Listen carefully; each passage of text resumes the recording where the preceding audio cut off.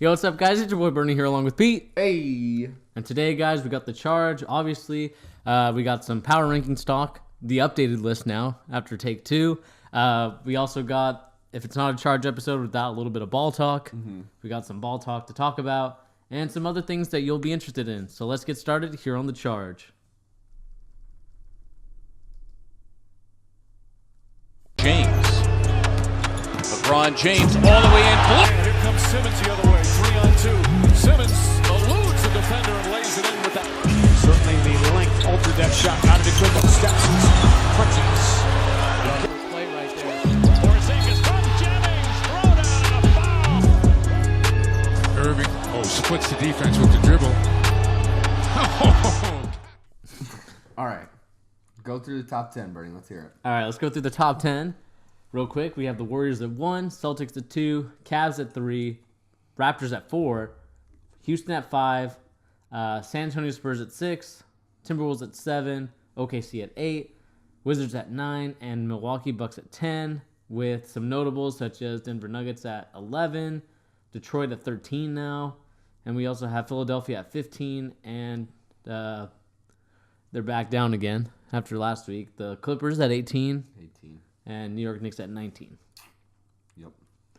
All right, let's Yep. let's get started here. Golden State Warriors at number 1. Rightfully so. Rightfully so. Rightfully so. The most terrifying team in the league, probably in the last 20 years, honestly, just as far as I would never want to play them any night of any week. They're always on. Mm-hmm. I mean, any night one of them could score 45 points in 3 quarters. You know, whether it's Klay Thompson when he did, what did he do, like 50? Remember that? Last season he did like 50 in 3 quarters. Something crazy, you know? Steph Curry just did it 45 in 3 quarters, most efficient shooting night of his career. Mm-hmm. I mean, just a horrifyingly efficient scoring team that's really good on defense too. I mean, Kevin Durant honestly might be Defensive Player of the Year. Yeah. I'm not even kidding. He really is. He's probably in the top 2 right now, maybe top 3. He might even be number 1. I mean, that's even considering all the fouls he committed against LeBron on Christmas Day. I still haven't forgotten about all those fouls. There was a lot of them that were not called. But, I mean, this team is so good. Everybody knew that, though. Yeah, I mean, the Warriors, of course, a well-oiled machine. Last week, the return of Steph Curry. This week, playing even better. It doesn't matter if it's a bum ankle or a broken toe, whatever's wrong with any Warrior. They're like a well-oiled machine, and they basically are like Silicon Valley. If there's something that's broken, they'll quickly go in, fix it, and have a new player ready to play. I mean, we saw players like Jordan Bell. They're stepping up. Andre Iguodala, who's not really having a good season. Not a good season for Igu. But he definitely gives you some decent minutes for what he is now in his career, which is a role player. Yeah. David West, again. David West having a good season, though. David West having a good season, and just, it doesn't matter what it is. They still somehow, some way find a way to finesse teams out of taking the bench players that those teams should be taking. Yeah. And real quick, I'm just going to go over their schedule for next week. We got Denver, LA, Milwaukee, and Toronto. So we'll see how they do against... The Toronto game should be interesting. Toronto game should be interesting, and I want to see how Giannis plays. I don't think we've seen Giannis. I don't think they've played yet, have they? I don't know. I'm not sure. I'm definitely more interested in Toronto, though, because Toronto's playing lights out recently. Yeah, for sure. That'll be a good one.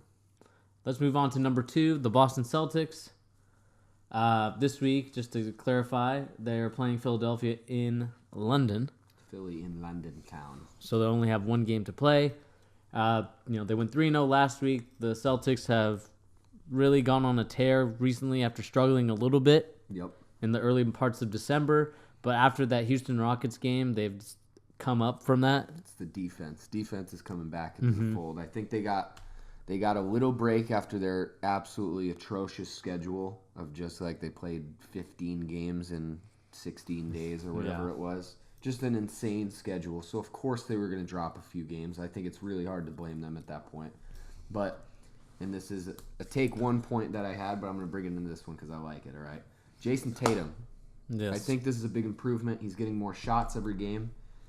When you shoot higher than 50% from behind the three-point line and in the mid-range, and at the basket. You just got to keep shooting. I mean, you're too hot not to shoot. Right. And there were some points in games where I saw Jason Tatum kind of just hanging out behind the three-point line in the corner, trying to stay out of the way. And I didn't like that because I think he's too good to do that. Which it's especially when he has such a good Euro step too. Yeah. Like his Euro step is insane, where he'll take his two big steps and he's already at the basket and he finishes with his right hand. And he can do it on the left side of the basket and the right side. It's crazy. Let him shoot more. One thing I do want to see, more Yabusele. I think he's a really good piece. And I think he plays with a really a good approach, which is, he's very intense. But he's so big, Yeah. just he's jacked. Just let that guy play. He can dominate people. Some people are calling him the French Draymond. Hey, What would the Celtics need more than their own version of Draymond Green? Honestly, that's the perfect fit for the Celtics team. Yeah. So far, the Celtics are doing really well. Of course, Nightwing, a.k.a. Kyrie Irving, has been doing his thing so far. I mean, like we've talked about numerous times with the Boston Celtics, and I think commentators and people seem to forget that when they talk about Kyrie Irving's stats this year compared to last year, saying that he's a different player. He's not as good as he used to be. I just think people need to slow down on that. It's the way the offense is set up. It's more of a sharing passing system rather than a ISO ball kind of drive in, kick it to the corner, Cavalier style of basketball. Yeah. And I think that's where people get confused, and that's why people are starting to question now that Isaiah Thomas has come back into the fold for the Cavs, which we'll talk about next. People are saying, "Oh, what's the difference?" I like it. I mean, I shouldn't say I like it. I think there's going to be some growing pains, and they're going to have to figure out the most efficient way to use LeBron and Isaiah at the same time. Mm-hmm. And I think it's going to come with time, obviously. So you're just seeing the infancy of their partnership. Exactly. So I'm not worried about it. And honestly, there's been moments where they played together, like the Trailblazers game, where they looked great together. So just give it some time. I'm not worried about it. Plus, if they were losing by a lot in those games, I would be more worried. But I feel like Isaiah Thomas is the same as he was last season as far as scoring is concerned. Yeah. Which, we all knew nobody thought he was going to come back and fix their defensive problems. So the fact that his offense is coming along the way it should is a good sign. That's what any Cavaliers fan should be hoping for. Yeah, and just to move on to the Cavaliers. They went 2-1 last week, and this week they face Minnesota, Toronto, and Indiana all on the road. This will be a good test for Isaiah Thomas to come back. A tough week. It'll be a tough week, all on the road. 3 really good teams. Especially that Toronto game. That Toronto game will be really good. Even Minnesota, man. Minnesota's coming on real hot right now. Yeah. But yeah, man, I just enjoyed the Cavaliers for what they're doing right now. Isaiah Thomas has come back. I'm glad to see him back. It's been a while since we've seen him.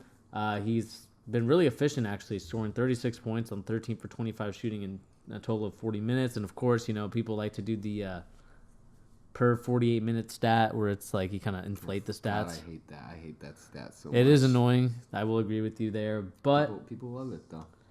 I do expect Isaiah Thomas to score because he is in a contract year and he is trying to get a max deal. Yeah. So he will definitely be balling out.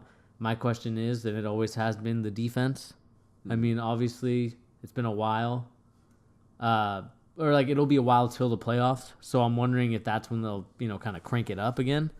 Yeah. For defensive purposes.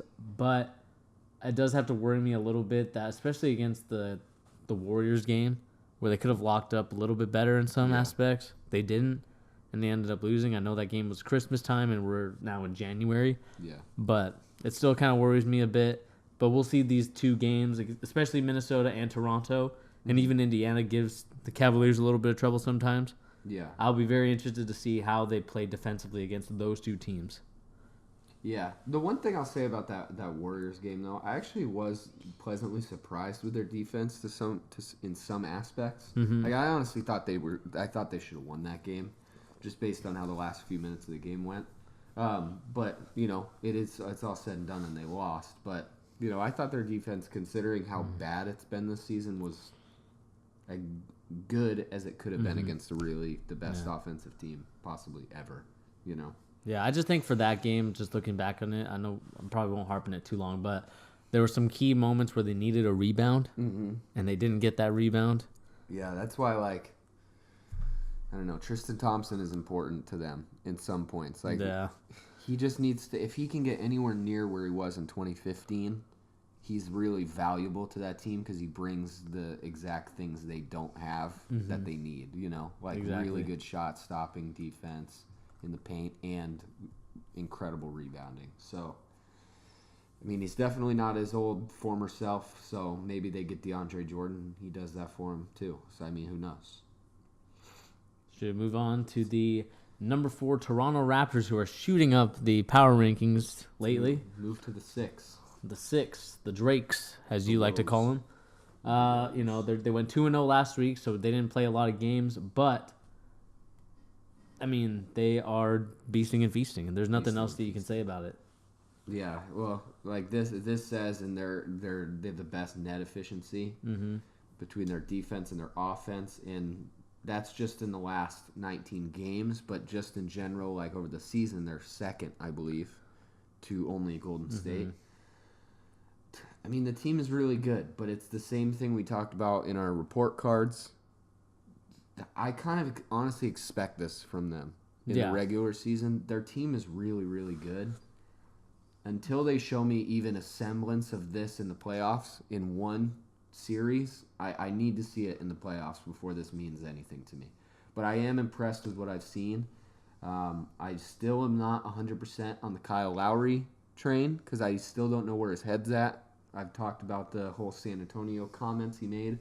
I just think those are really interesting. It doesn't seem like he wants to be there, but he plays like he wants to be there. So I might just be thinking too much about it. So, you know, Toronto fans have a lot to be happy about. Yeah, I mean, Toronto's on a tear right now. Like you said, they're 14-1 at home, but your concerns are the same as mine. When it comes to playoff time, are they capable of holding their own in a playoff series? Because they've been shaky at times, especially I remember that Bucks-Raptors matchup. It was very shaky, a team that was still young in the Bucks. So I didn't expect them to do anything, but they ended up really giving the Raptors the series. Yeah. Which this team, for the past 4 or 5 years since they've been assembled, they just need to step up in the playoffs. They got to do something. They absolutely have to do something. The one thing I will say about this team too, I really like OG. I can never say his last name. Anunoby. I don't. He's this guy from Indiana. OG. This gentleman. I honestly never know how to say his last name. I've seen him play recently. I like what I've seen. Like what I've seen from him. He's a rookie. He's a rookie. Is he more of a kind of Bismack Biyombo replacement since Bismack left? I think he's a little bit more well-rounded than Bismack is. Honestly, he's very one-dimensional. Just like a dunker, really. Yeah, that's kind of all he does. I've seen a little bit more out of OG. I like what I've seen too. As far as being the 23rd pick in the draft is concerned, he's looking pretty good too. So they just need to give him some more minutes. I think. I think they should play him more. Because he's super young. He's only 20 years old. Rookie out of Indiana. Give him some more minutes. Why not? You guys are going to make the playoffs no matter what. You might even end up getting the number 1 seed if they keep on this tear they're on. So, give the kids some minutes. It's the same thing with Golden State with Jordan Bell. I just want to see Jordan Bell play more minutes. He's so good. He's perfect for that team too. So, yeah. Thanks, Bulls, for trading that. Let the rookies play. All right. All right. Let's move on to number 5 real quick. The Houston Rockets. Houston. They didn't really get off to a great start this week, losing 2 games, only winning 1. But that's due to James Harden being out with a hamstring injury. Like they said, it's been day to day, but he's been out for, a week? So, hamstrings, like I've been telling people, it's a very tricky injury. You don't know when it heals up. And you just have to be very careful because you could easily tear it again or, injure it again. Especially with a player who plays like James Harden. Too. Yeah. Even more so than a lot of other players. He's so dynamic and drives so much to the basket. I would give him as much time as he needs. Yeah. It's the same thing with Kawhi, and we'll get into that in a second. Maybe they should have given him more time, but it's not even the same injury, so you never know. What do I have to say about Houston? I've been pleasantly surprised with Chris Paul by himself. Yeah. I think he's been playing actually like lights out basketball, considering they're 1-2 without James Harden this week, which obviously not good to when you're a championship contender. You always want to have a positive week, but yeah. I mean, you're missing easily, in my opinion, the MVP so far. I mean, other than LeBron, those are the top two by a mile. I'm sorry, Giannis. I just don't think you're in contention right now between those two guys. But I think this is just going to show James Harden is like, he's got to be in this discussion, obviously. Right.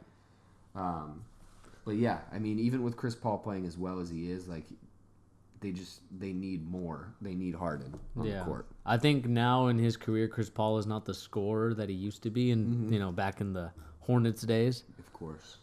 And that's where they're missing. Like, even though they're a 3-point shooting team with Eric Gordon, who should be really stepping it up since. Yeah, if he was playing like he was at the beginning of the season, which he's still playing decent, he's just not playing as really great on offense as he was to start the season. Yeah, so that's the only thing I've not been disappointed in Chris Paul, more likely so Eric Gordon. Yeah. But other than that, a guy that's been kind of helping Chris Paul, and it's like I wouldn't say maybe a better version of DeAndre Jordan, but definitely a similar version, which was Clint Capella. Younger, possibly a little bit improved. A little bit improved with a free throw shooting. I think his free throw shooting is a little bit better, so like it's more worth it to pass it to him to get fouled, and that's Clint Capella. He's been beasting and feasting on this team, even with or without James Harden. Yeah. And that's where I just enjoyed this team a lot. Chris Paul, of course, playing very good defensively. I see that when he's off the court, the defense is just completely not as good. Mm-hmm. And with him on the court, they're a lot better, with the ball, with the plus-minus efficiency rating. So it just goes to show you that he's real vital, instrumental part of this team, even though I wasn't a really big fan of this move at the beginning. I will admit now that it's probably a good move for him. I just think, I don't know if I've been saying it, but they're definitely one superstar away. Maybe, yeah. They might be one away from being a championship contender. Being a championship contender. Because they're really dependent on James Harden it's just like, he's so dynamic, and you can just see the difference in the team without him. Mm-hmm. One more thing for Houston. Gerald Green. They just signed him. He was on a, small, maybe like a 10-day contract, right? And he scored 29 off the bench. Yes. I've always liked Gerald Green as just a nice, wingman, kind of role player type player. As a role player, yes. Which I really like. I like the signing. They ended up signing him for a year, I think, right? Mm-hmm. They gave him the full year contract. I love it. I think it's a great signing, and honestly, 29 points off the bench on a 10-day contract just goes to show the value as a role player this guy can have. I think that's a great signing. And also salute to his hair. He changed. Did you see his hair with the rocket symbol? Yeah. That's pretty dope. I like that. Very dedicated to the team, and I'm glad that he actually got another opportunity in the league, especially after the year he had in Boston, where I felt like he actually played a vital role in that team. I agree. I'm glad someone gave him an opportunity. It was kind of funny to see the story of it, that he didn't really have any. He only had the clothes on his back when he got signed to go play in the game. Who were they playing? I can't remember who they were playing. Maybe they were playing the Celtics, I believe. And they didn't even have a jersey ready for him. Mm-hmm. So I think they just had to stitch one up real quick. Yeah. So. I like it. Good I've always liked Gerald Green, so I like to see him playing. NBA's a little bit more fun with him in it. Let's move on to the number 6 team, the San Antonio Spurs. They went 2-2 last week. They're now down to 5. They're number 6 right now. Really quickly, they play at Sacramento. They play at the Lakers and Denver at home. What's going on with the Spurs? Well, Kawhi is going on with the Spurs. Kawhi not. Did they say how long he's going to be out for with his shoulder tear? I can take a look real quick, but just keep talking.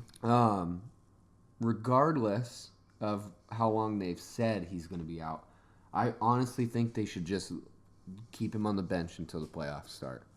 That would be what I would do personally. He's too valuable. If the Spurs team, like, they're obviously going to make the playoffs, but if they want to have any chance of competing in the playoffs, they 100% need him to be healthy, or as close to full health as he can be. I've liked what I've seen from Manu recently. I've never been an awfully big fan of Manu for whatever reason. I recognize his importance and value in the league. I just don't necessarily, I've never enjoyed him per se. But I have liked watching him come off the bench, and I think he's doing what Dirk should be doing for the Mavericks, which is not starting, and he should come off the bench and just try and score points every game. Like, that's all he should do. That's all Dirk Nowitzki should do. Nowitzki. But Manu's doing it right. He's a 40-year-old player. He knows his limitations, and I think Greg Popovich knows his limitations too, obviously, and they're playing him like a player who's 40 years old. If you're 40 in the NBA, you should play like that. I like it. Yeah, I mean, the San Antonio Spurs are struggling a little bit without Kawhi Leonard's defensive presence, also offensive presence. Yep. And we're just going to have to see what goes on from here. The Spurs are a very good team with some good pieces around them, but the problem is they don't have that superstar. They have a star in LaMarcus Aldridge, but I don't consider him a superstar. I mean, this year he's playing superstar caliber. I would say, yeah, kind of. But, like, in the playoffs, he was very disappointing. Yeah, I need to see more from him in the playoffs. But I'll say this. Like, this year, the way LaMarcus Aldridge is playing, I mean, he's playing probably better than I've ever seen him play before, just as far as his efficiency on the court and just, you know, his effectiveness on all fronts of basketball. I love it. I think if they could get Kawhi healthy, like, full time and keep LaMarcus Aldridge in this mode, they've got a good chance to, you know, do some big stuff this year, which obviously they always do because they have one of the greatest coaches of all time. Yeah, what's kind of interesting to me is that I think the Spurs were interested in Chris Paul. Certainly, yeah.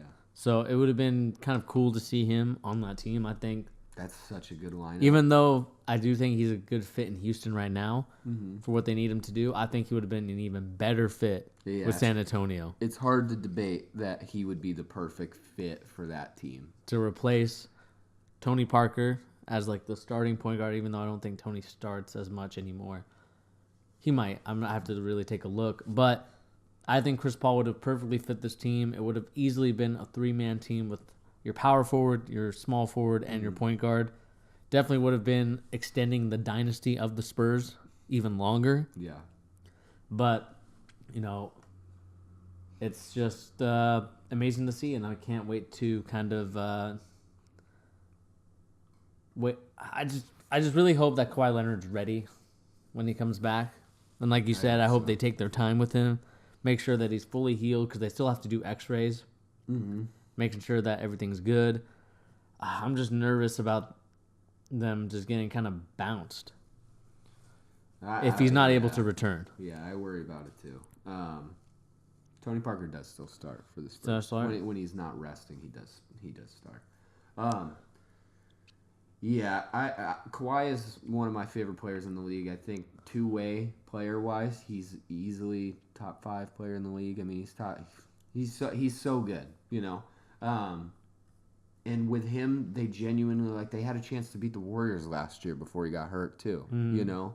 So the Popovich Kawhi Leonard team is just so great to watch, and honestly, the Spurs are kind of like that Patriots style of team where you just, I mean, at this point, not so much because the Golden State Warriors have kind of overtaken the league.